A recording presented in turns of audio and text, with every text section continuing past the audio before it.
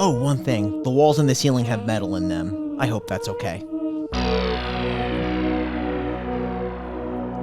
Hello and welcome to the Final Podcast, the last podcast you'll ever listen to. Booze, brews, and horror movie reviews. Your final bros have survived. Yes, we are here with Brian Hotboy LaGrasta. Oh, Shane. Shane. We are joined by Shane. I'll take both doors, Smith. Yeah, because if you open them both, you see where they both go at the same time, and then you split your body in half, and each side, you get down there. I like that. That's what I would do. Mike, the Cannibal Gypsy. We're here. We've got mimosas, boys. Yeah, we you do. You know who doesn't have one? Oh, I think I can answer that. Our producer. Joined by Fetish Matt. That's a new one. Matt, why aren't you drinking with us? Well, he has a fetish. He gets off when people are drinking around him, but he's not. You like to watch people drink? That's crazy. Do you like Fetish Matt? I love fetish. I love Fetish Matt almost as much as I love Two Door Shane. He'll take both doors. What was He'll that bust them fucking both down. shitty ass indie band? Two Door Cinema Club. Oh, you don't like Two Door? That's a I terrible didn't even say band. Two Those Doors two Down, albums. right? Terrible band. No, they got some good bangers. I got some Name heaters. Two good songs by that band. They have that one song. That's I actually can. Undercover Martin, The Sun, yes. Cigarette Theater, I think is the name of their. So my point's been proving that they're dog shit. No, you're certainly You won't know, or won't you know, something like that. You won't know. You won't know. Yeah. Hey, bro, you got a cat on your laptop now. Or what you know, maybe. I don't know. It's something like that. I'll tell you what, they're no Grammy Award winning No. indie darling. No. The Black Keys. We love the Black Keys on this podcast. We do. Yeah, they're pretty good. Okay. Matt, do you want to you want a sour gummy worm? Sure, I'll take a sour. Okay, boys. Maybe later.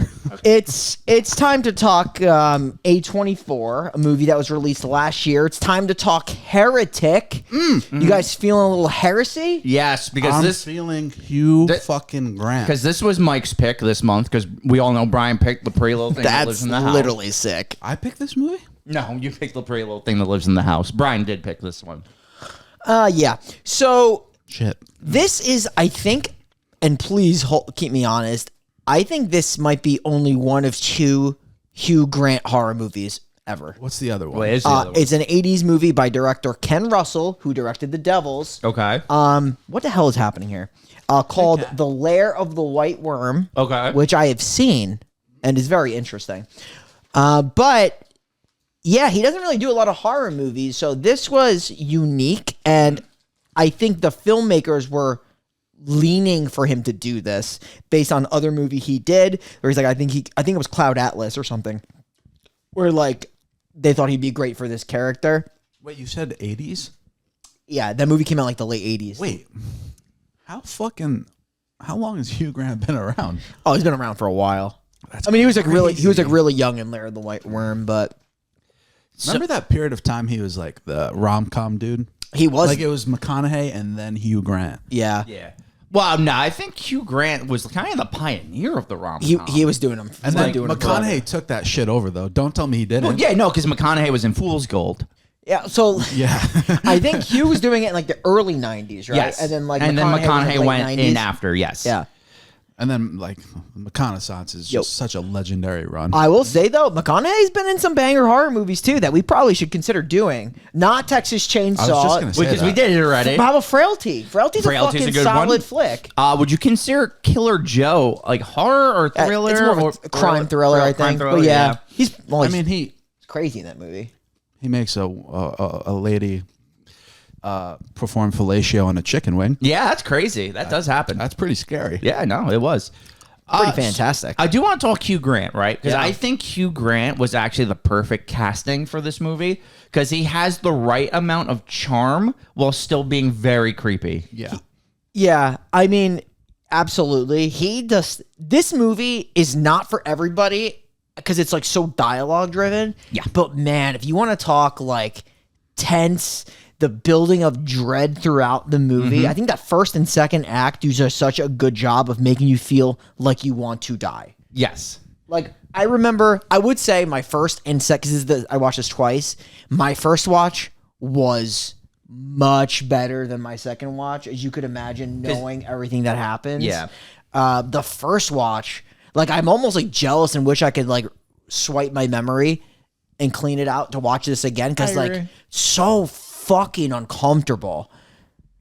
Jeez, like just imagine like obviously going to these houses as I guess they're Mormons, and you're already out of your comfort zone, and then what seems to be like a guy that's completely gaslighting you the whole time, and and he just like keeps making them like try to be friendly, and then challenges them, and then is friendly again, and then challenges them, and it's a game of cat and mouse pretty much throughout the whole deal. Literally. So essentially, he like almost psychologically starts like torturing them, or tries to. Yes. But they're both smart though. And I like a good smart lead. I hate dumb characters.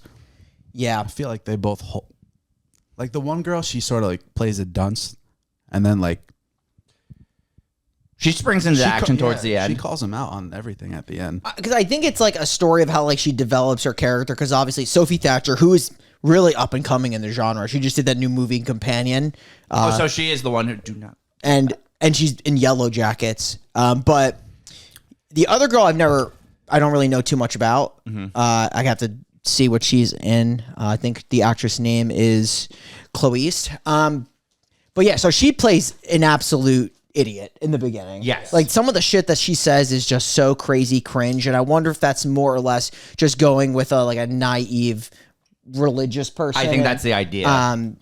But then like in the back of her head, she actually is smart, but she's playing this character. Yes. Like with the pornography bullshit that she springs up early. Just really cringy dialogue. But I mean, the opening of this, the opening scene is yeah.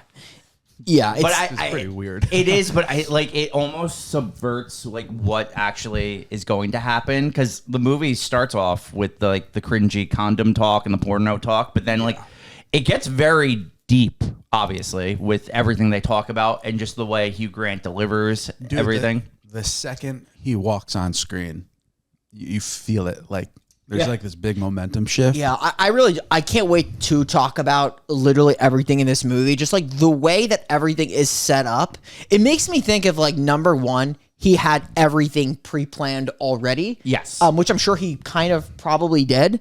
But yeah, like from the moment they make that horrible decision to cross the threshold of his house, it's almost just like, you know, watching it now, you kind of know like this is only going to go one way. Yes. Whereas they're hopeful there's an opportunity to get out. You're hopeful. It just seems like he's bringing them closer and closer to challenging their beliefs, or just challenging really just the way they even would act in a social setting, of course, with belief being the big thing there.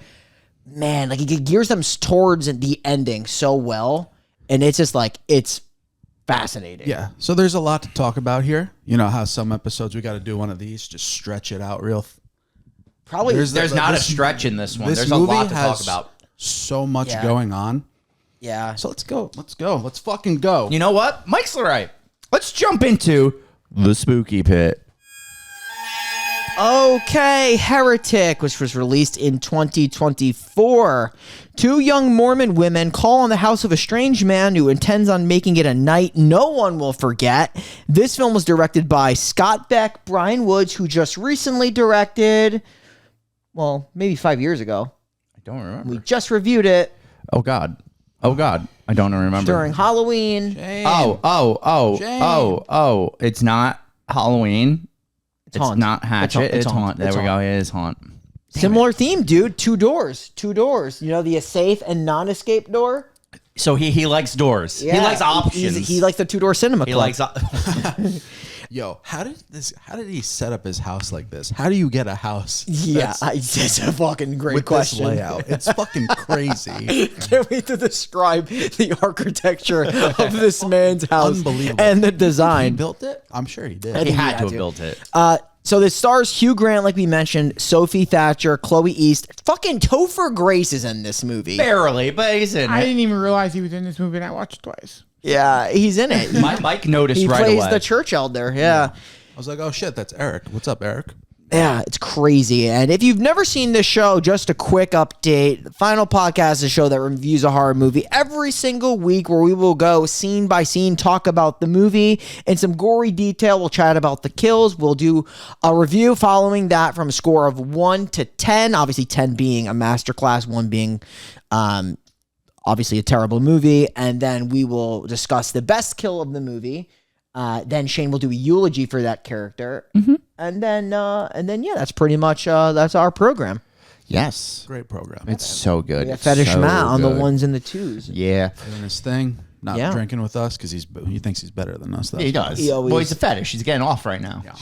You know, he's not going to drink, but he did say he'd partake in the sour worms. Yeah, I'll throw one to you now. You better catch it. I'm going to use my softball pitching skills on this one. Boom. That was a little high. That was a little high.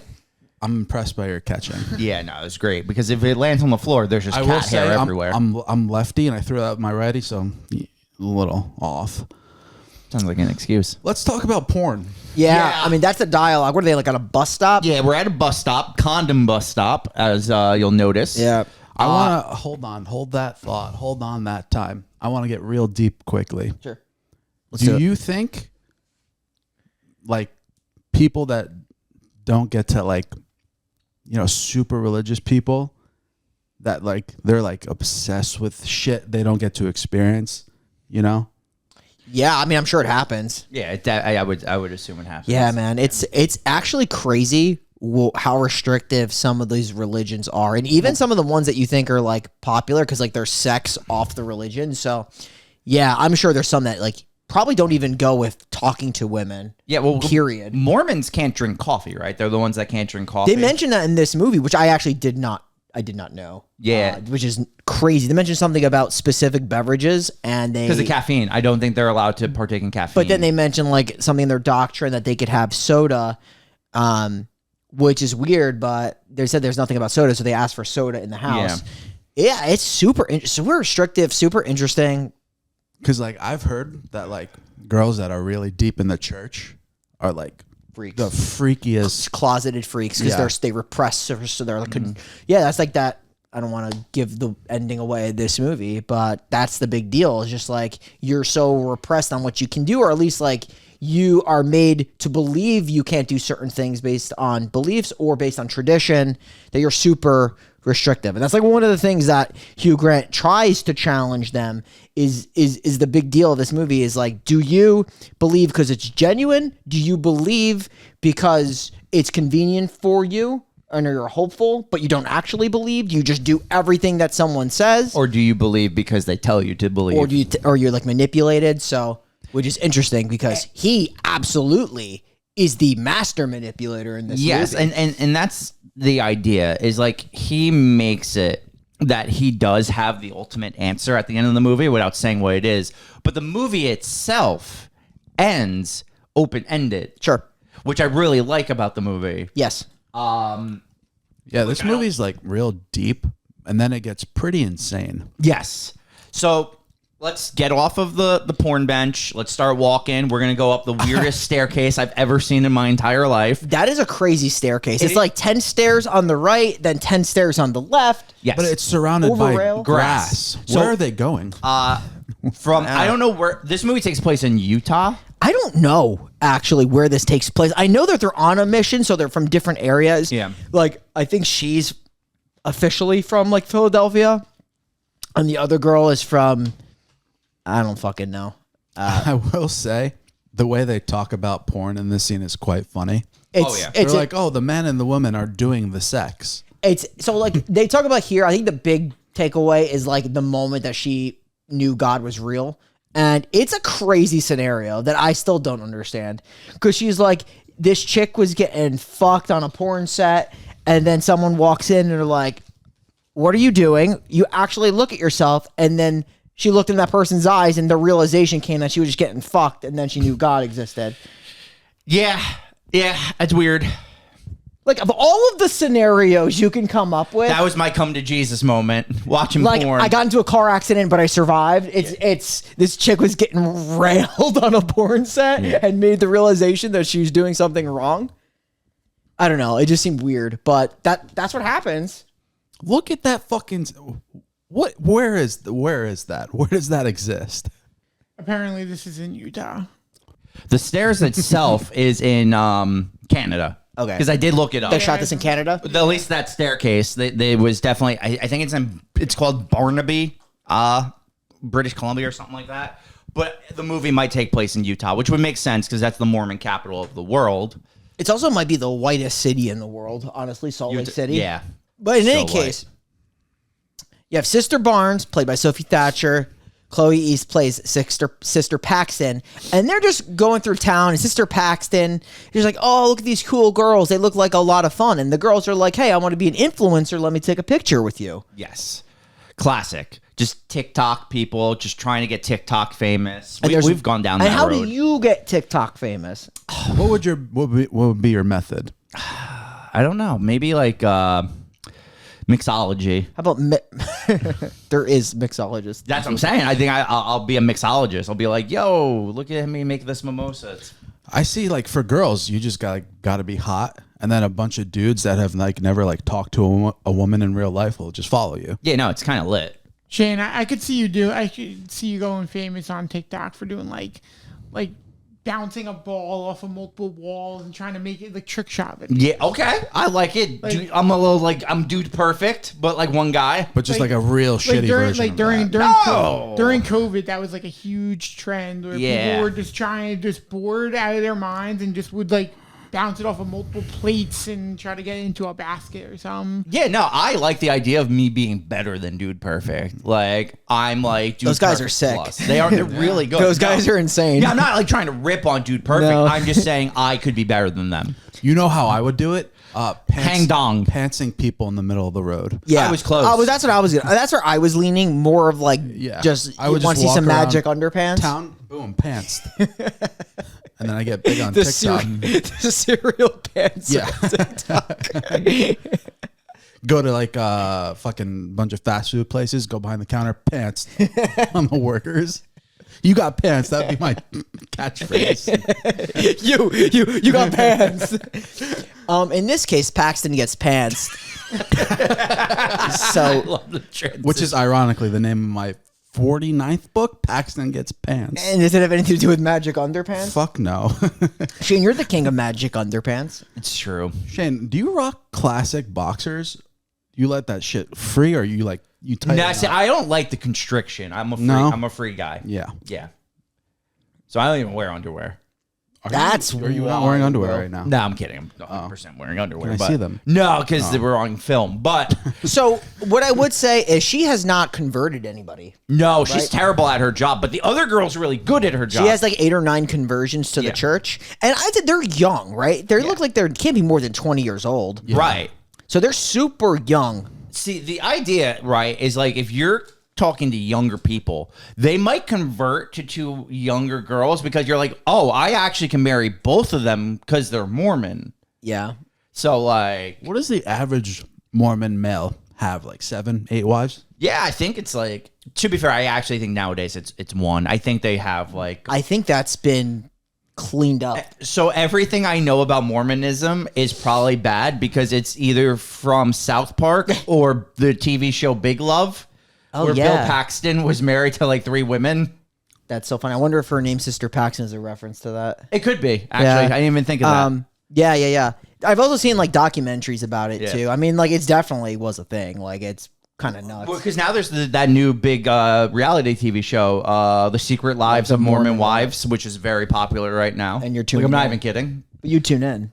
I actually haven't watched it yet, but I heard it's very good, so I might. Like anything else, I'm sure there's corruption pretty much anywhere. yeah. With pretty much anything. Do you think like peak Mormonism, the dude was like actively fucking like all 8 of them? Well, Joseph Smith, you know Joseph Smith was fucking. That's nasty work. According to Hugh Grant, he was fucking. Yeah, no, because that's why he added it to his book that he read out of a hat that no one else can see. Yeah. South Park. like talking that. I truly do not know. I'm just taking what the movie is, given. But according to him, like, dude found some plates, and then dude was just fucking, bro. Fucking hard. Yeah. Okay. You know what else he's fucking? Blueberry pie. Yeah, I can't wait. I want some that blueberry pie. By the way, looks absolutely fucking phenomenal. I love. Did you see the way blueberry that thing came out? Yeah, and I the would've prophet brought it destroyed out. that shit. That would have been just crazy. Belladonna or not, that thing is going in my body. Yeah. I love blueberry So pie. Even with the poison, I'd eat that. I was just saying, like, What was in it? Raven's Claw? Or literally something? Wolf's Bane and Wolfsbane. Belladonna. I think those are. I don't know about. We could check Wolf's Bane. I'm not sure. I know Belladonna is just like straight poison. Well, of course, let me share my screen. No, how did that make it on the soundboard? I'm about to beat your ass. Am I dude. getting punked? Like, what was that? Cannot believe what just happened. That was that's the nastiest thing that's ever happened on the podcast. For sure. Like, Except for that one time I think I made fun of blind people. Oh, that was like a whole episode. that was nasty too. Yeah. Wolfbane is a real plant, highly toxic, perennial. You know what's so crazy? Like the way I can't wait to get into like how he talks to them, because he talks to them with like this just like very like, oh no, you guys can leave. You're good to leave. Yeah. You can leave right through the front door. You guys are good. He's an incredible gaslighter. Oh, he's the best. I mean, what I would say though, as we get more into this in his character, he never tells them he's gonna tell them that he's not lying. At least he's not like, hey, I'm gonna tell you guys the truth. He literally doesn't do that. I mean, if I'm gonna like say that, he just openly lies to them, calls them out on their lies. Yeah. But he's just like, yeah, I never, I fucking love when he's obviously lying. Like the wife thing comes up. He's like, if I went to go get my wife, would you believe me that she's there? Yeah. But he's got this fucking charm to him. Yeah. It's just Got that British charm. He's just like, yeah. He's like, yeah. He's like, I poisoned it. Poisoned the pie. like it's just like, it just like has this just like very, very charming appeal when he talks to them. It's just, especially in the beginning when they haven't fully realized he's a fucking psycho. Yeah. Okay, so all of a sudden it starts raining when they're outside of his house. Right? It literally just starts pouring. Yeah. Which unfortunately does sway their decision to enter this house when asked. Yes. They make it very clear when they start talking to him that they cannot enter unless a wife or partner is present in the home or a roommate. He says he doesn't have a roommate, but he has his wife. He doesn't have a roommate, but he has a soulmate. Soulmate, swag. That's a swag line, right? It is a swag line. And yeah, and then eventually they are going to go in. I do think it's interesting when they're talking, and Paxton's like all over the place with her Church of Latter-day Saints pitch. Yes. Like she is all over the place. She's like rambling over him. He's like not even looking at her, dude. Like he's like looking at the sky. He's looking at the rain. He's not even like, he knows who they are. He knows what they're about. He knows what this is. And he's just trying to get them in the house. Yes. Serious question though. If you were entering someone's house, they were like, yo, I got fucking metal on my walls. You going in? I think so. He does say that already once they're in. If they said it to me, like, and I'm outside, I'm not going in the house. There's like no chance of that. Did you know what he meant when he said that at the beginning? No, but I wouldn't have been so like, he just puts that in conversation and then say, oh, okay, yeah. They don't really understand what that is. Yeah. I'm gonna be honest, I wouldn't either. You don't think so? It's like pretty weird. The whole house is weird. The first thing I would have said is there's no fucking windows in here. Yeah. This place is like, they have like this little fucking tiny window, and there's like a butterfly that's flying around, which they take notice of, which I thought was interesting. But there's no fucking windows. It's super dark. And he does light up a candle, and he says that he's gonna go get his wife. She's baking she's baking like a blueberry pie. Mm-hmm. And they're gonna talk in the main living room space. Yes. The whole time the scene is so tense because the girls get progressively more and more uncomfortable the more he talks, because he starts asking them like personal questions and they're very uncomfortable about it, and then they emphasize that they need to see the wife to like be in the house. And at this point, like we all like we're thinking the wife doesn't exist, right? Like I never at once thought the wife existed. Yeah. At all. the realization that the wife doesn't exist, or at least is the starting point, is when he's like, she's baking a blueberry pie, and she turns around and sees that there's a blueberry pie candle. Yes. Which is telling that he's been like gaslighting them the whole time. Yes. And when he walks out, they want to leave, but they realize they gave him their coats when they first walked in, and inside the coat is the key to the bike lock. I mean, that's a big story plot point. It's very important. That's Like, why they have their bikes locked outside, and they each have keys to the bikes. Yes, and they need the bikes because they're like 4 miles or something like that. They said from like civilization, so they can't just walk it. So they need the keys. So they need to get their jackets. They can't leave without their jackets. And they even at one point decide to leave without the jackets, but the front door doesn't open. So his house is like, It's a marvel. it's fucking insane. It's a Yes. fucking Every time marvel. I think about it, it blows my mind. He has this whole like lighting, like the lights in his house, like it's all set up like underneath a fucking socket, I think. Yeah, it's all on a timer. Yeah. Everything is on a timer. As I'm saying, it's one of these weird things. I don't know if I'm looking too deep into this movie, where it's like the second they enter this house, it's like he flicks on the timer so they can't leave until the timer is up. But I feel like it's a timer to the end of their lives. Like it's Yes. really like the second they enter, you don't know this till the end, but like it's already predetermined by him. Like this is going to be it They for die. them. Yeah, Yes. like this is it for them. And he is going to test their faith at every point.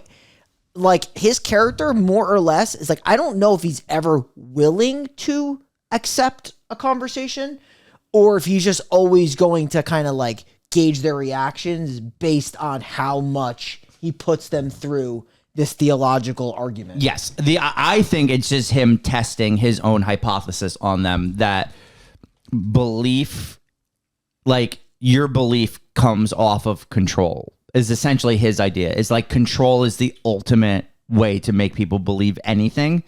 And that's why pretty much everything he does, he talks about it and he's like, you believed what I said was this, or you believe that you can leave, or you believe this, but what makes you believe your beliefs, essentially? Yeah. I mean, I think it comes, I would say like the second act really pushes that Oh, yeah. like pretty hardcore.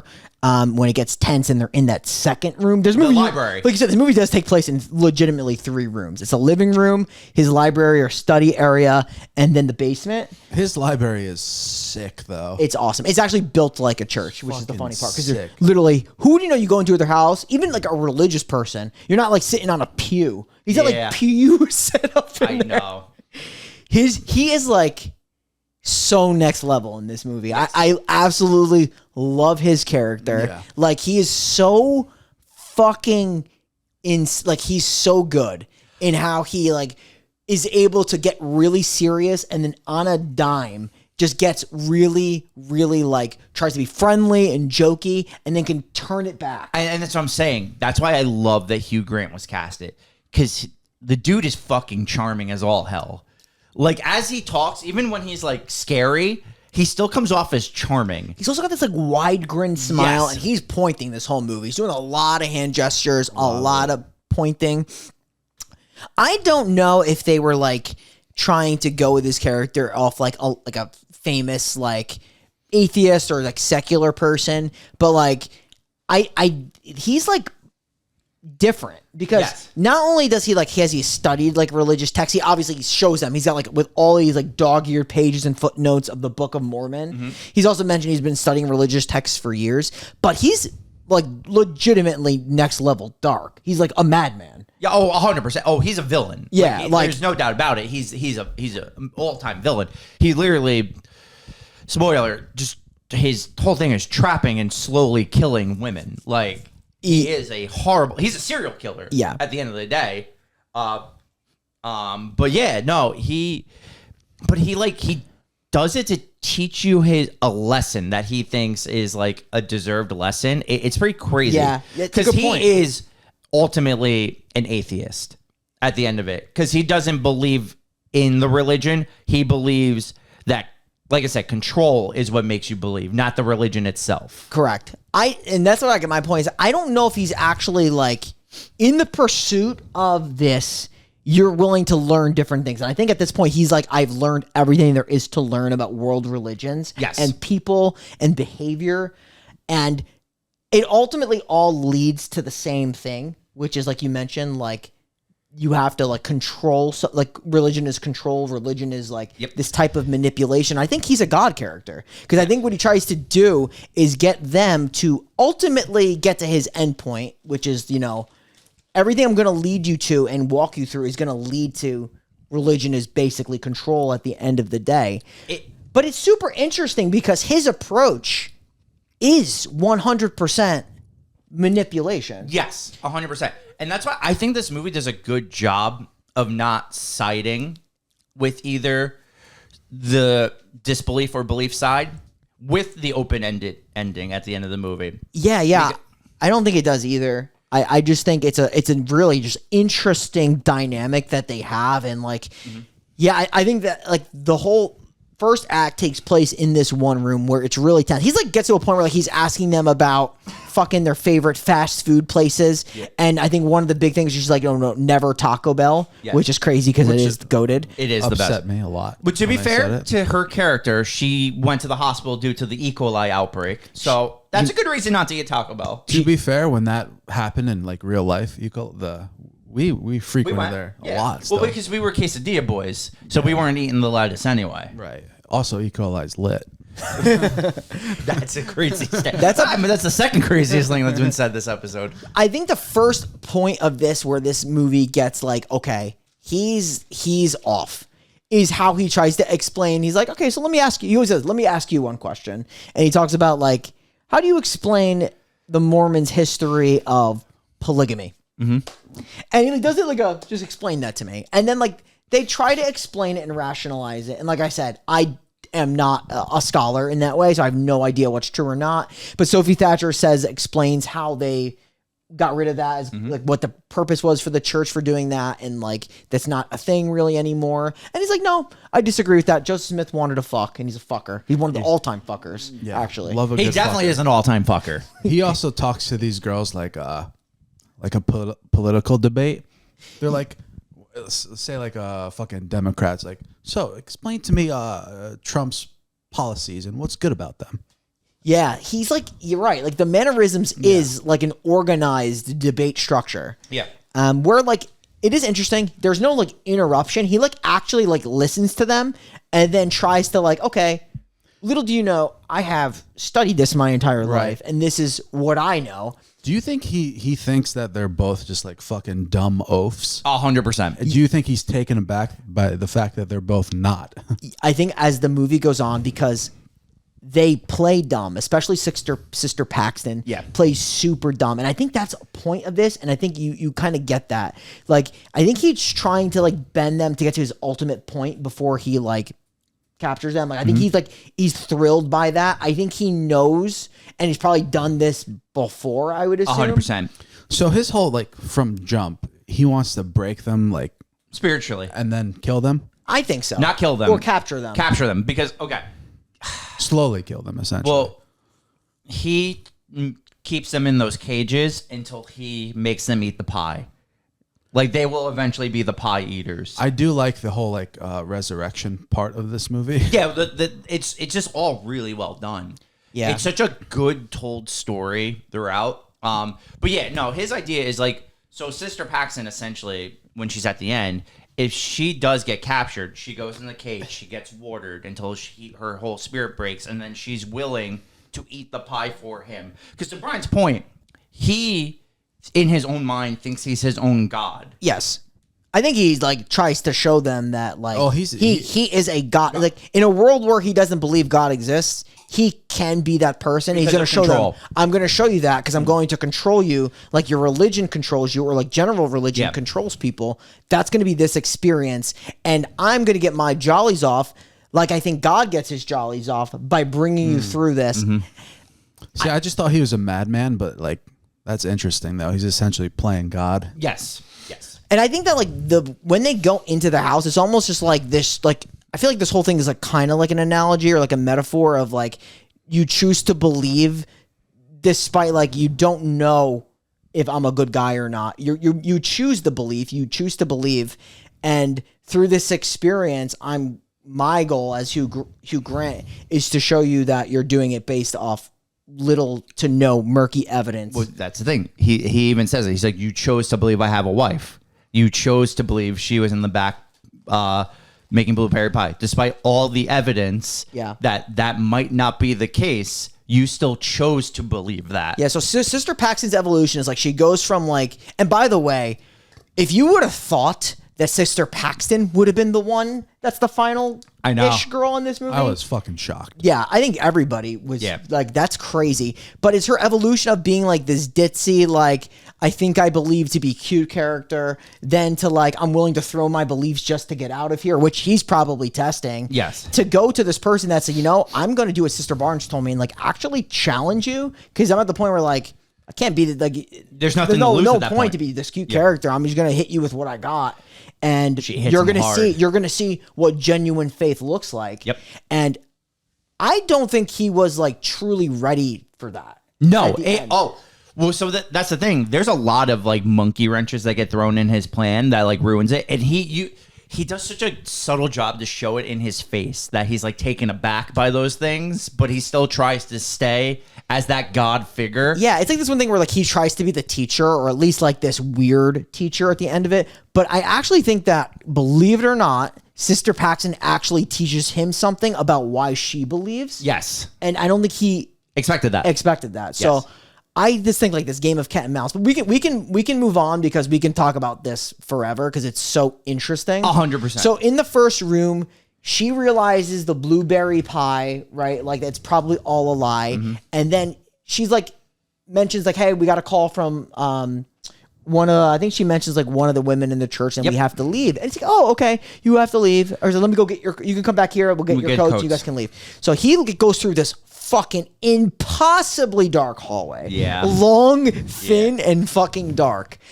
Like, this is definitely a movie where you can put yourself into easily because of the social like norms that they're scared to break, but at like what point do you break them? Right. Well, they do try to leave at that point before he gets the coats. That's when they know the door's locked, right? So they go back with him, and that's when all right, so now we're in the library pew area, and they get their coats. The first thing they notice is the bike key is in the wrong person's coat. Mm-hmm. Now, it's not said there, but that's something that Sister Paxton picks up on that plays a very big role later on into the movie, is that the bike key was in a different pocket. So what that means is we'll find out later on that Hugh Grant has taken the key and moved their bikes and hidden them already. And they don't know this until later, but that's essentially what has happened. But now Hugh Grant needs to lecture them on board games and copyright infringement. And he's the best at that. There is nobody better to educate on these topics. No. He knows a lot about Monopoly. I actually love his Monopoly analogy. I mean, I did learn something because I never heard of the Landlord's Game Me before. either. I was like, I also didn't know that Radiohead was sued by that band for copying their beat. And it's so funny because as we were watching the movie, I'm like, holy shit, that does sound like Creep. Like, it does. You know what's interesting though? And then they mentioned that like Lana Del, like they all like ripped off each other because they said like Lana Del Rey ripped off Radiohead, yeah. Which is interesting because music's been for so long. Like, there's only so many beats. It's so hard. Yeah. And also, one of my things, like he mentioned, like, you know, that it was a ripoff, but a lot of these, like, quote unquote, like lawsuits, they're not like really like, they get settled because like no one wants to go through litigation for like literally endless amounts of time. Yeah. So it's really hard to say like who intentionally stole from who at that point, but it does sound similar for sure. Oh, yeah. But I mean, the lyrics are completely different. It's just the melody is the same, but like, it's. Have you not guys the point. ever, completely unrelated, ever heard did you drop that, Matt? Yeah. That's so unfortunate. Have you ever heard the crazy story that Yellow Card sued fucking Juice WRLD for one of his songs sounding similar? Really? So essentially they sued his estate. Yeah. They wanted that Ocean Avenue money, you know what I'm saying? That's tough, yeah. That's tough. Well, it happens. But yeah. I'm sure it happens a lot, honestly. Yeah. Oh, 100%. Like that, like literally... If that whole thing he talks about is real, which I do believe it is real, I never knew Radiohead was sued for copyright for Creep. I learned something new. Just like you learned about the Landlord board game. But like, isn't like pop music just like 4 chords or some shit? Oh yeah. Like, there's only so much you could do. Sum 41 has 2 songs that are the same exact guitar riff. And if you don't realize the lyrics are different, it's the same song. They rip themselves off. Yeah. Like, it's wild. But his point is iteration. Yeah, help yourself. Iterations, right? Like things that over time are just improvements or at least just updates on the last thing. So he goes from like how the Monopoly was widely known. I think he mentioned it was like created by he's like a Philadelphia heater salesman or some shit. Yeah, it was something. It was something like that. In any case, but it was a ripoff of the Landlord's Game. Whereas, you know, the songs, like you have the Hollies and the Creep and Lana Del Rey, iterations, just like you have Judaism, Islam, Christianity, iterations of each other. And he's like, can't you see? I guess his argument for this is like, it's not like, I guess, original or creative. They're just like updates on the last religion, like the last faith. And that's why I love that, like, once Paxton grows a spine later on, she calls him out on all that. She's like, you pick and choose your arguments. You ignore when things are different. You ignore like the major differences between religions because it doesn't fit your narrative of what you're trying to prove. Well, that's what like that is debate at the end of the day, right? Yep, like exactly. He tells about like how the similarities of like the Christian faith to like all of these other religions that existed since like Egyptian times. And then he's like explaining the similarities of how everybody used December 25th and all these have some type of like savior idea. They all have like 12 disciples, which Jesus had much more than 12 disciples. It was 12 apostles, but they didn't call that out. But that's the idea, right? Right. I think that's I note that like he's somewhat wrong in what he's saying. 100%. Yeah, sure. There's definitely very big similarities, glaring 100%. similarities, but there's also glaring differences. And Sister Barnes just kind of grows the first sack and just like, hey, like, I kind of see what you're doing here. And I'm going to immediately challenge you on that. So Paxton wants to leave. Yes. Barnes is challenging him. Yes. And he's up for the challenge. He goes right back at her. And I think this is around the time they asked like to leave, and he brings up that, oh, the front door doesn't open. It's on a timer. It won't open till the morning. So you have to leave through my backyard. And he's like, you've seen the house. You know it's not that big. I love that. I love when he says that because he brings it back later. Yeah. Because then he changes it later. Because the truth is, if you look at the house, there is no back door. It leads down. Because he even says, well, my house is on the side of a mountain. Clearly, there's no backyard. And it's one of those things. It's either they luck into it or it's the most clever writing in the world where it's like belief. They, at that moment, believed, oh, yeah, we have seen the house. He does have a backyard. Now, there is counter evidence if they actually sat and thought, but they just, in that moment, believe what is told to them. Exactly. 100%. And he's intentionally lying to lead them into observing their willingness to throw their belief in something to the wayside for the convenient social situation they're in. Exactly. So now the 2 doors are labeled belief and disbelief. Do you think the color scheme has any meaning whatsoever? Because one's purple, one's green. Honestly, that's the one thing I don't know. I didn't look into that. That one I don't know either. It just like eerily reminded me of Haunt because Haunt also has the safe and non-safe door. I'm like, this guy just loves doors. And it reminded me of the fucking Yu-Gi-Oh episode with the Brothers Paradox where one tells the truth and one lies. And there's 2 doors and you have to figure out which is the door to the exit by figuring out what's the truth and what's the lie. A little different because we learned in this one both belief and disbelief door go to the same basement because they actually end up going through both doors in the basement. Again, the design of his house. It's crazy. It's absurd. Considering it goes well into the earth. I just think it's a means to an end. And like his argument, so is life.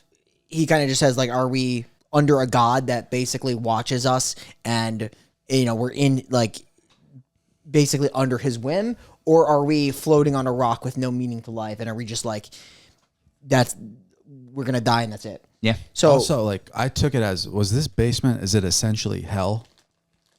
Yeah, it kind of it could be a kind of metaphor. Did you at any point think he was a Satanist? Oh, I thought, yeah. I thought he bring it was. up, yeah. When you brought the One True Religion up, I thought that's where they were going with this. Yes. I do believe I do believe he's not any religion. I think they just wanted you to think it was going to be a demonic way. In actuality, he's just a super atheist. Yeah, and he's the super boy. because he believes in nothing other than control. So, okay. They're trying to decide how they're going to get out of this situation. They see like that little sharp knife thing. I think it's a letter opener. Yes, you're correct. It is a letter opener. They grab it, and that's like going to be like eventually like, okay, if we need to, like, I'm going to give you the code. You're going to have to stab him because like he doesn't trust me at all. Sister Barnes is saying this. Sister Barnes is like, he knows I'm like shifty. I could do something. He thinks you're innocent and sweet. You have to be the one to do this. Yeah. And Well, they also grab something else which comes into play once later. we get, I haven't gotten us to the basement yet.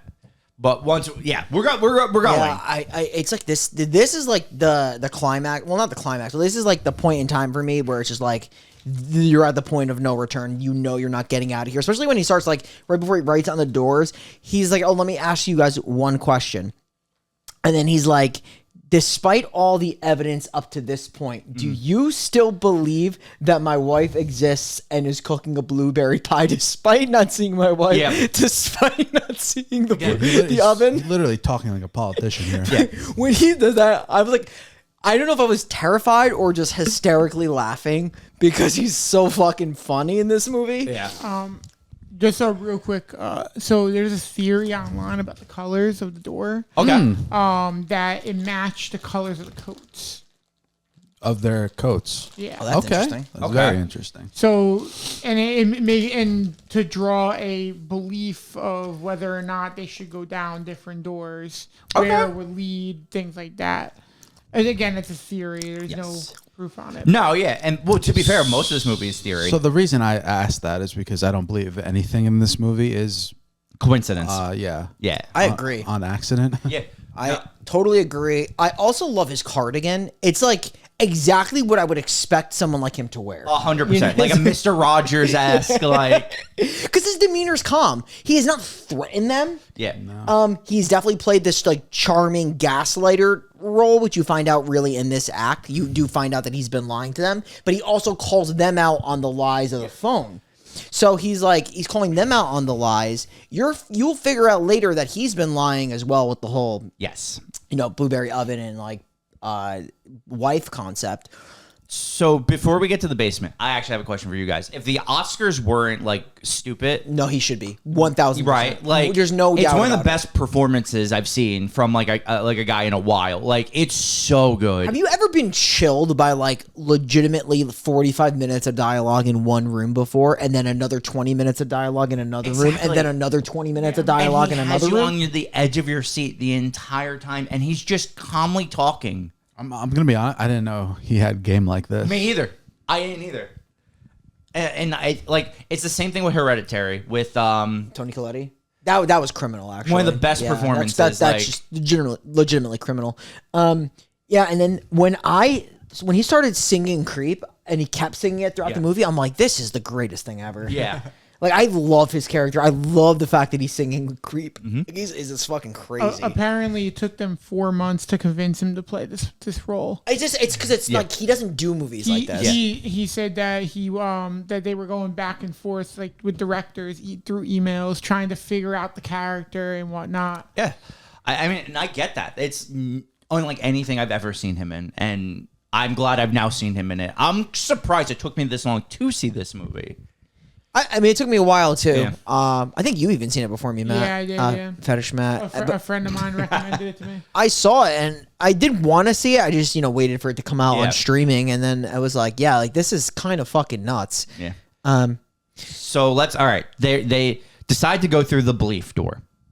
Well, Paxton wants to go through the disbelief door because she's like, whatever it is to make him happy, that she still thinks she's gonna get out of this. I know. She doesn't realize it doesn't matter anymore. Yeah. Where Barnes is like, I'll get to the point where like, I don't know if it really matters. Clearly, this is a test. We should just go through the door, or really not designed by our faith. Do we believe or disbelieve? Yes. And so they go through the belief door and they go into a basement, obviously, that has no exit. It just has one table and chair. And then you also learn both doors went there. Yeah, because she does initially look in through both Yeah. doors, right? When he asks, Yes. and it's dark, and he keeps saying like, "You guys can leave. You guys can go right out the door." I fucking love it. Right out the back He says that like 40 times in this movie. Yeah, I think that was so funny too. But yeah, so they're now in both doors lead the same way, both into this basement, And that's where still in theme with the ending, right? Like everything kind of leads to the same Yes. conclusion. So they're looking for a way out. They pull off the one nail board. So now they have the board with nails, which they put and they hide it behind a pole. And they're just down there talking about how they're going to get out until eventually a woman shows up. And she is decrepit and her bones are creaky. She's cloaked, right? And she's cloaked. She's carrying a fantastic looking blueberry That's a pie. fact. So I, It's just laced at with this poison. point, was like, oh. This is when I start to think, is this like a satanic cult ritual? Like, is this like a demon thing? And then when he's like, she's going to eat this pie that's poison, and then you're going to watch a resurrection. And I'm like, oh, wait, is he actually just a messenger of God? Like, is that actually what it is? Is he trying to teach them that God is real?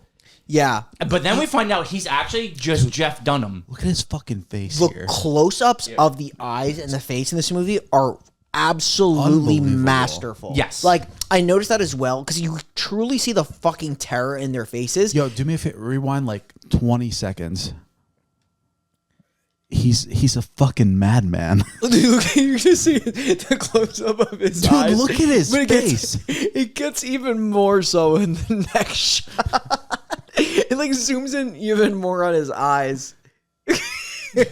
I love it. Dude, and you know what's crazy? Like, his fucking, like, his skin is, he's an older man, but like the lines in his I fucking know. skin. It almost gives you that sense of like, trust me, young women, I've been there, I've seen it. There's nothing you can tell me that's going to convince me to think otherwise. Yes. Look, there's just Fucking close-up wild, of his dude. eyes. Yeah, he's awesome. And like, Crazy it's crazy. character. He's so good. He overshadows the two of them Who are also fantastic. very good in this movie. Yeah. And then they overshadow the obviously star Topher Grace. Oh, we haven't even talked about it. Should we just bring him up now and You just can't- kind of like... He really is in like maybe like 3 scenes in the movie. Yeah, so I'll just Yeah. do a quick once-over of... Topher Grace, we find out, is the elder of their church, and he knows they're on their mission to convert. And they have a list of who they're converting. So he goes to the house, and he's like, hi, I know these girls were supposed to come here. Have you seen them? Hugh Grant obviously says, no, I haven't. This is where we learn that he moved the bikes. That's why the bikes weren't outside. Topher Grace comes back up. He's like, oh, by the way, I forgot to give you this pamphlet. And we never see him again. So he's literally just in 2 scenes to check on them. He's there for us to learn that he moved the bikes. 1,000%. He's 100% just a plot device for us to learn he moved the bikes. I believed he was going to play a big part in the ending of this movie. And he never he seen it never again. did. Yeah. Yeah, I mean, like, that's the interesting thing, because, like, you think when he comes back, he's going to be like, hey, like, we're 2 girls here. I did see their bikes. Yeah. But the bikes are not there. Yes. Why are the bikes not there? Yeah. You'll find out why, but the bikes are not there. And he's just like, I would be remiss if I didn't give you this pamphlet of the Church of Latter-day Saints. I love it. I do love how nice they portray the Mormon people. Oh, yeah. Which, say what you want about the religion, they are generally very nice people. Oh, yeah, for sure. Like, I don't think there was any, like, ill will by the directors on either part. Like, No. it just seemed like a very natural movie. Yes. For the most part. But yeah, like, they're just doing what they do to get more people into the church, and he has every right to say no. He doesn't have a right to basically kidnap them, but Right. he's got a right to say no. Yeah. But he also has a right, in my opinion, to challenge them. Yes. Last But thing not in on, the way that he does. Yes. On Topher, I thought he was either A, going to save the day, or just get fucking slaughtered. Yeah. But the thing is, Hugh Grant doesn't kill anyone. He's the Jigsaw of this movie. He has the women kill themselves. Doesn't he cut that girl's throat with the box Oh, cutter? he does kill her. Yeah, you're right. He does kill the one. Which is actually coming up, like, now. Yeah, pretty soon. A very shocking scene. Yeah. Because that's when they're devising the plan to just, like, they have to fight their way out. Because the woman has already died from the pie. So after the woman dies from the pie, because this is actually very important, we got to bring it up. Hugh Grant goes upstairs for the elder. They go upstairs to the door. They see the box of matches. They try to get the matches. And they do get the matches downstairs. When they go back downstairs, Paxton is the first to realize. She's like, hey, I think the girl moved. Like, the body's not in the same position. She notices that the head, which was to the right, is now, like, to the leaning left. to the left. Yeah, and she's like, no, this body definitely moved. And she's like, no, you're just imagining it. You're scared. Don't worry about it. And that's when he comes back downstairs. Well, does she resurrect first before? Well, no, because then they're trying to get like the matches working. Yes, and I think it's actually like later on is a hilarious scene when he goes down there and tries to like. He instantly lights the match. Yes, and he tries to show them like the flame, like there's Yes. something. He thinks like the flame like reacts differently to them based on their level of belief and disbelief. But you do see the prophet behind them, and the thing just like pukes a ton of like blueberry pie. yes, and it comes back to life. Yeah. Then it tells them, essentially, but the last line is, nothing is real. I think she says something about like unplug and white clouds, Yeah. and then she says Nothing is real. this is not real or Yes, something. which is a sign that everything is a illusion. It's a magic trick. He is lying to them. He immediately comes back down and he goes, "This is it.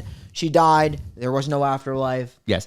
Let me take notes on what you saw. So he asked like them questions. He has his little notepad. I that love he's gonna. the timestamps he has on everything. Yep. So they've been in this house for like legitimately over 3 hours. Mm-hmm.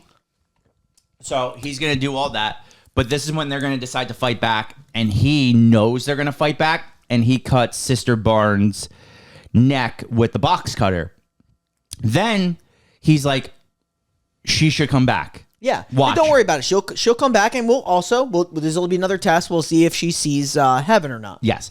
She's not coming back. So he grabs her arm. She clearly had like a mark, which they had shown earlier in the movie. It was a scar on her arm. He cuts it open. He pulls out a It's like a little rod. yes, right? which like is an implant. It's an implant for birth control. But he's like, "Oh, she's like a program. She's Yeah, this is AI. pretty much." He's like, Yeah. "Hey, it's a program. Of course, she was not going to come back." And this is when Paxton starts to challenge him. She's like, "No, that's a birth control thing. She hid it because like it's against the church rule. She would be seen as like going against the church if people knew about that." And he's like, "Nope, she's AI." Yeah, which he finds interesting as well.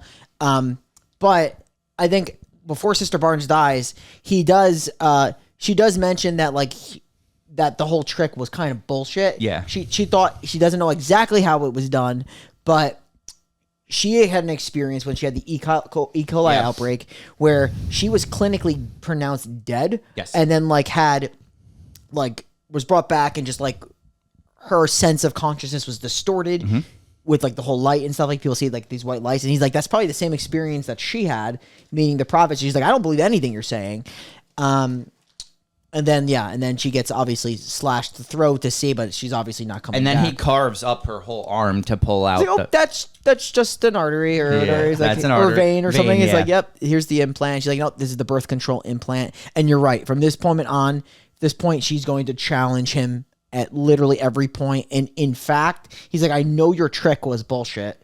She's like, I knew I had a feeling that when I came down here, she was in a different position. She's like, I believe you had the body swapped out with another prop, which honestly, I don't even know if I would have like figured that shit out. No. Not even. No. And then that's when she finds the hatch under the table that leads down into the basement, the double basement at this point. And he's like, you gonna go down there? And to be fair to Paxton, at this point, I also would have went down. Because what do you have to like? You don't, but like it's so funny the way he's like, well, there's only one way to test your theory. You're gonna have to go down there And tell us if there's a body Is down there there. a body down there? Like, you know he's gonna fucking lock her in. He knows he's gonna lock her in. She knows. At this point, it's just like proving the argument. Yeah. She goes down there. He closes the hatch, but she does mention that, like, hey, you did move the bodies. Yeah. So then she goes through his like fucking Resident Evil cellar where Yeah. there's just like fucking notebooks and paintings and all that. She eventually gets to a door, which I fucking love this because it's their bike lock. He uses their bike lock to lock the final door. So she has to take the bike lock key. She opens it. And this is when she finds all the women that he captures and keeps caged to eventually follow what he says to do, which is go upstairs, eat the pie, die, swap the body. What is he fucking baking them in? Is he fucking giving them like syphilis? Like, what the fuck is he doing? I think he's just keeping them wet. Well, he does make a comment on the cold of the room. I think the idea is to keep he's them trying to wet and cold to break their mind. The meat almost. Yeah, like he's just trying to break them where all they know is him and to follow him. So all these women in the cages are religious women, former women of the church. Yeah. Okay. It's kind of nuts though, like because they're like beyond ill. Oh yeah, which is why they're willing to eat the pie. They're essentially they're not even real anymore. No, and that's what I'm saying. Their spirit is so broken. Eating the pie is their way out. Yeah. Killing yourself is the only way to get out, and that's why they all do it. Yeah. So in a way, his theory is even wrong. Yeah, he does have control over them, but they're not eating the pie because they feel a need to satisfy him. They're eating the pie just to get out of the situation at that point. Yeah. We also got rewind like a couple of seconds. We got to talk about this Bob Ross monopoly. Is that a real, or do you think that was made for this movie? No, Bob Ross monopoly definitely exists. There's a monopoly for everything. I think it's funny how he specifically chooses the Bob Ross monopoly. Yeah, he's going through like all the different editions of Monopoly and how they like upgrade the cash to like credit card systems, and it's incredible. It's funny. But yeah, so going back to the end, obviously she stabs him in the neck with the letter opener. Yes. And then she starts to make a break for it. She gets out.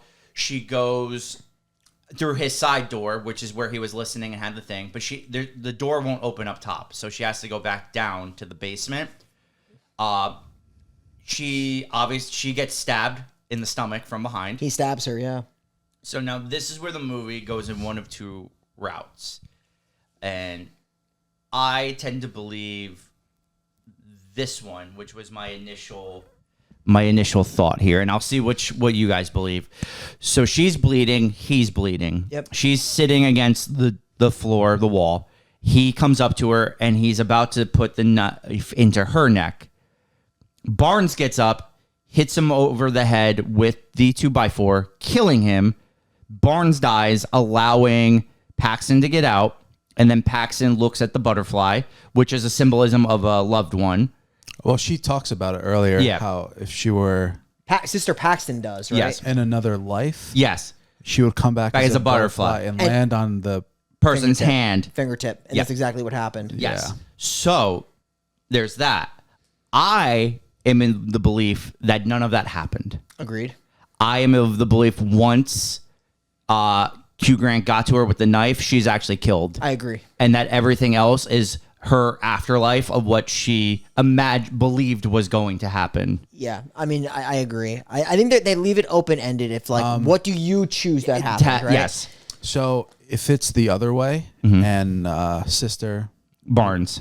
like does get up after all that time and kills him with the nail board, if it's that ending, it knocks off a point for me. So the idea of that ending is the idea that miracles do exist.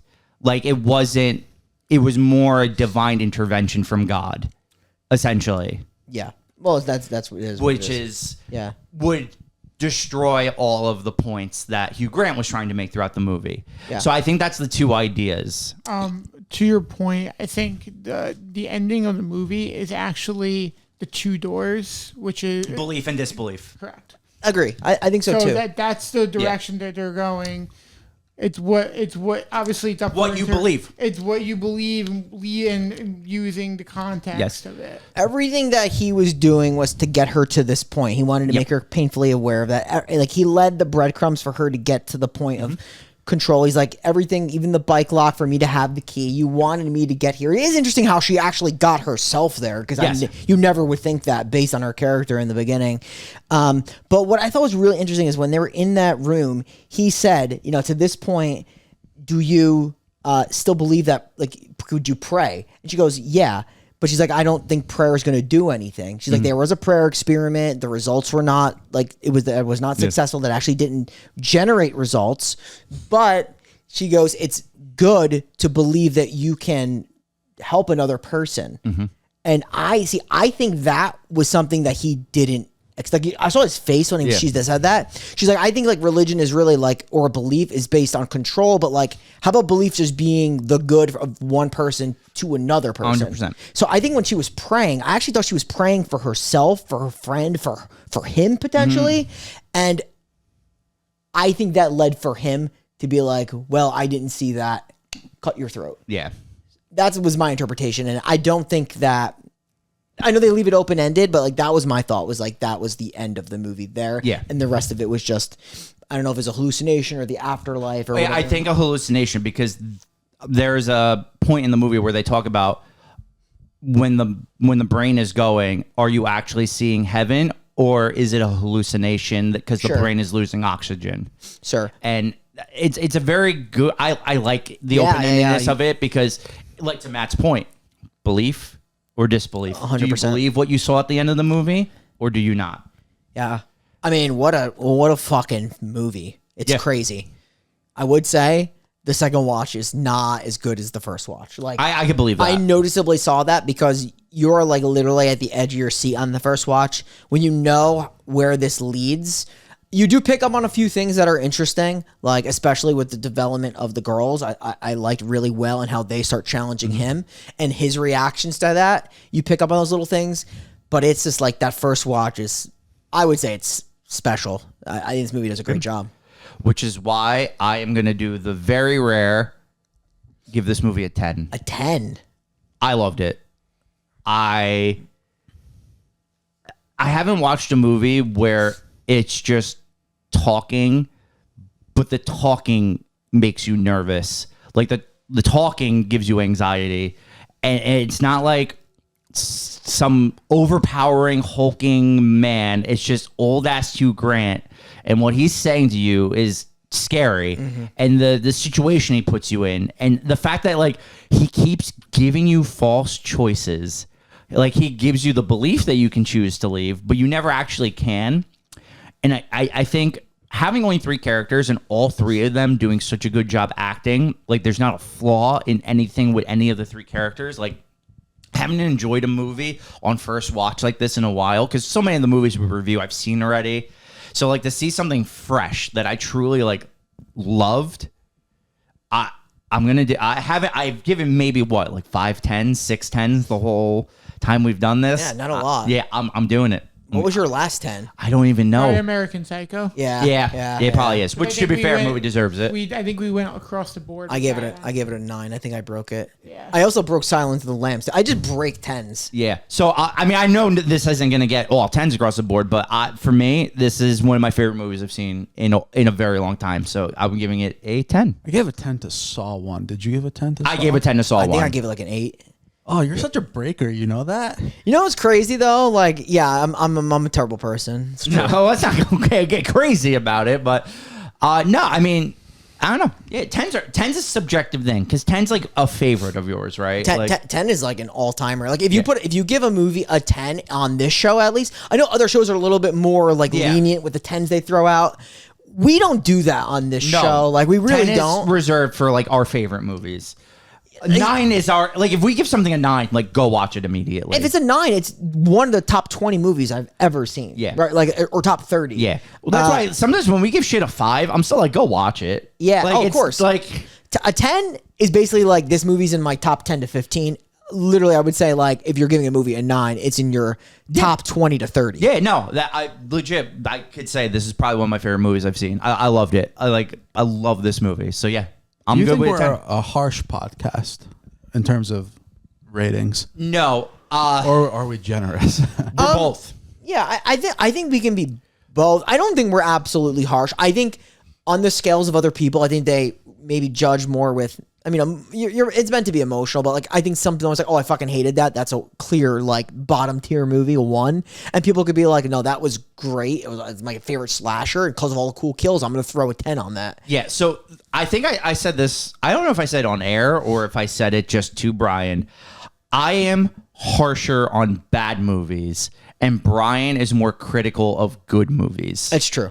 That's a very, very good point. Like, if I think something is dog water, I'm giving it a 1 or a 2. But Brian will be like, there's some qualities, 4 or 5. But if something's good, Brian will be like, but this one like thing I think will take it down from like a 9 to an 8. I'm saying. What is evidenced by the review a few weeks back. Totally Killer is what really makes me think of it. I was going to go with I'm the pretty thing that lives in Oh, the well, house. on the other end, yes. Yeah. Because I fucking hated that movie. I somehow turned a 1 into like a fucking 4. Yeah. I was pissed when you did that. All right, yeah. So to you, man. Brian, let's see if you're gonna break the streak again, because Jesus. I'm going a 10. Because I choose to believe the ending of this movie is her vision of what she wants the end of her life to be. Yes. And that she actually dies in the basement. Because if it's the other way, yeah, that would bring it down to a 9. But I'm going to choose to believe. See? I'm choosing to believe. Look at that. So, yeah, that ending, which was good for me, keeps this movie at 10. Dude, the fucking tension in this movie is unreal. Legitimate, like, uncomfortable watching this. I see what you're saying, Bri. With the second rewatch, it probably nowhere near as impactful. It won't impact my rating, but yeah, it's good not the news same. for me is my first time. Yeah, that's what I'm saying, And too. Hugh Grant blew my fucking socks on, or whatever the saying is. And again, these girls, I'm not like familiar with either of them because I've never seen like Yellow Jackets or whatever. But like, they're so good. Yeah. And like, dude, the acting, like, just like his face and his expressions, haven't seen that in a long time. Yeah, this. I wish, like, whether you're religious or not, I wish more movies would like tackle this subject 100%. because it's super interesting. You could go so many different ways with it. Yeah, I don't think there's really anything wrong with this movie, and it was a nice breath of fresh air for me. So I'm going to 10. Yeah, I really love this movie also. Like, I enjoyed the structure of it. I love Hugh Grant as, like, the guy. Like, this is, like, undeniably, I know he's been a star forever, but this side of Hugh Grant, I mean, I'm not the only person that said this. It's just truly a memorable performance in this movie. The tension and the dread that he builds with just a sit-down conversation that turns into, I guess, more stringent debate as the movie goes on. But man, I've never felt a movie like this where I actually was so uncomfortable. I think after watching it, I had to go in the shower and like sit down in a stand-up shower. Yeah. Because like it's crazy. I will say I'm giving it a 9. Yeah, I'm not great going rating. to, I can see where you guys are going with 10. A lot of people don't love this movie like we love this movie. I just want to say that. Well, because it's not like fast paced enough. That, which I think is absolutely crazy, but I think it's like that third act, they think it's a little messy. I don't really think so. I think if you understand the point, you kind of know exactly where Hugh Grant wants this to go, and Exactly. that is the point. And I think that there's good like arguments to be made from both Paxton's character and his at the end. But yeah, like I think that there's something to be learned here, and I think it's really just an interesting movie.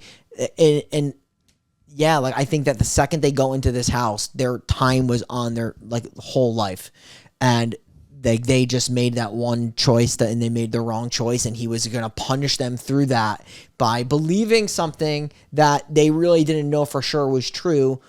Of course, they offer great counterpoints to the reason why they do what they do and believe what they believe. And I think that's great. And the interpretive ending, I love interpretive endings. But yeah, this movie's fucking special. A24, just another studio, like I said, that just puts out great movies. Yep.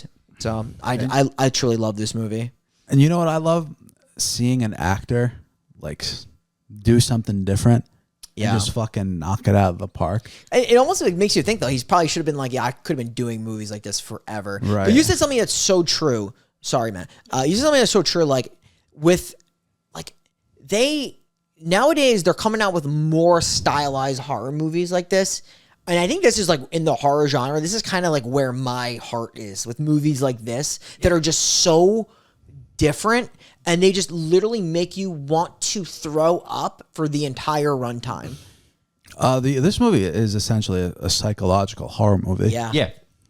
Special film, Matt. What I was gonna say was, in an interview, he was saying how he's like sick of being typecasted as one thing, and he wanted to do something different. And Yeah, so back to McConaughey real quick. I've seen an interview. He's told a story. He turned down like a 25 mil picture, rom-com, just because he was so fucking sick of it. Wow. And then guess what he made instead? A movie that me and you are big fans of. Dallas Buyers. Mud. Yeah. He says that's his favorite movie he ever made. Fantastic movie. Yeah, this was fucking awesome. I also read that these two girls were at one point raised Mormon, or like grew up in a Mormon. Interesting. interesting. I'm pretty sure Sophie Thatcher and Chloe East. So Matt, what was your rating? I was gonna give it a 10. There we What go. the fuck is happening here? What are you guys doing to me? Yeah. And I'm like the one that puts it on the fucking list. Yeah, it's just it's an extremely intense movie, and it's really a battle over ideas when you realize that, like, you think it's that way, and then, like, he does actually have some, like, malice to him in some degrees. Like, he is completely controlling people to get this point. So you think about it, like, in terms of, like, real satisfaction, how I would, because like I guess maybe that's why people don't understand like the true justification for what he does if it's so cyclical. I just have to think he really enjoys studying human nature. Yes. Like, I mean, he has a notepad. He literally timestamps everything. Yes. Like, he gets off not on the kill or the torture. He gets off on the study. How about the aesthetics of this place? Like, this is like what I would refer to like as a timeless scholar that has studied since the beginning of the age. Yeah. He has like this like water apparatus that takes I know. work. He's got like all these lights that are on timers. Like, there's no electricity in this house. No. Like- It's very old school. It's very interesting. Who baked that fucking pie? You know, that's the best question in the movie. Also, the other thing, he has literally the diagram of the map layout of the house in In the model. Yeah. Yeah. It's the second A24 movie that features a model of a house. Hereditary, right? Is the Yep. other one? Yeah. I feel like he's just a historian, not of just religion, but he knows a Yes. lot Yeah. about everything, it Yeah. seems. You can really have this conversation with a belief and things like that with like so many other major things. Like, take this one idea and it forms the basis of this movie. It's just really like, you have to see it to believe it, really. This is something else. Do you think like they're like symbolism, like the butterfly, is that a religious thing? Maybe reincarnation. I think that's what it was. Yeah. I think it's just the idea of reincarnation. What about the blueberry pie? Does that symbolize anything? I don't know, but I want that fucking candle. I don't know. But I guess maybe because it's so like homey and warm. Right. Inviting, and cozy, which it kind of looked like that first room was going to be until you see that dark hallway with that weird statue looking thing that could be anything. So They had to Yeah. walk by that. You think because like with the smell of the pie, he's trying to like break their walls down? when they walk in the 100%. house? I think he tries to break them down and like from a comfort and social norm perspective, and then just like tries to break them ideologically. Yeah. I think my favorite part of this movie is like when they challenge him and they fight back, like his words with their words. so good because So well facial done. reactions to it. My only critique with the character development is I think Sister Barnes is kind of like on point. The whole like she's a character. Paxton does a really good job, especially towards the third act, like to the end. But like her ditziness and like she goes from like this crazy character that like I mentioned, like she's going to completely. She's uncomfortable. Then she's going to do whatever she can to get out of there with lying. Then she's going to turn on her faith. And then all of a sudden she 180s and becomes the challenger. I would maybe have liked to seen that be like a little bit more like structured or like played out a little bit better over the course of the second and third act. But I mean, like it makes sense. Like her friend just died. She has to like try to get out of there. And you're not going to get out of there just fighting him because you don't know how to get out of there. You need to do it with ideas because that's his. Essentially, this is a game. It's his game. What do you guys think for the eulogy? Oh, Sister Barnes. That shit was shocking. Yeah, it has to be Sister Gotta Barnes. be her. All right. I mean, everybody technically dies, right? Right. But like, Yes, if you believe the one ending, yes. But let's do it because Sister Barnes is definitely dead. So Sister Barnes, you're badass. You were challenged him from the beginning. You had the gall to say you're wrong or you're picking and choosing and you're doing things. I like that she always stood up to him and she always like tried to get out of his situation. The issue was she didn't know he had a box cutter. I don't think any of us. No. You're like rogue box cutter out of nowhere. I mean, and she's not just like dead. She was like super dead because he like carved up her entire arm. So I'm not even like that's a good way to make sure someone's bleeding out. Which is why I you know what? I truly believe she did not come back at the end of the movie. Dude, he slices her throat and has the biggest Joker smile. I know. Like, it's so nuts. So, Sister Barnes, I think you are the first Mormon. Welcome to the Necronomicon. Also, this movie taught me about like birth control apparatuses. Oh, you know you could have like an implant? Yeah, that's It's wild. pretty gnarly. So wait, is that the movie saying she was like going against the church and actively having sex? Yes. Yeah, that's what I took from it. Yes. Because there is the idea, because it does it, that like you have your church ideas, but you pick and choose which ones you choose to believe or follow, which is true for any religion, really. I know. I think that adds fodder to what he's saying, that Yeah. like you don't truly, you're just doing what you want. You're not gonna like truly like Fully do everything. But then it's also this thing of like originality. Like every person's different. You're not gonna like completely drink the quote unquote Kool-Aid. 100%. Which I love how he referenced at the end of the movie. It's impossible to believe every single thing that someone says. I just like love his reactions though, because like when it's like, do you realize? And she's like, everything that got me here. And then he mentioned it's all about control. His like he basically comes in his pants. Yeah. Like his reaction to that was so like euphoric. He absolutely creamed through his pants. Also, when she gets pantsed, what do they call it? Like Magic underpants, the code word. Does he bring that up later, or am I tripping? I don't remember that. Yeah, he says magic underpants, and then He does. Where does he get that from? How does he know about that? Maybe he's on TikTok.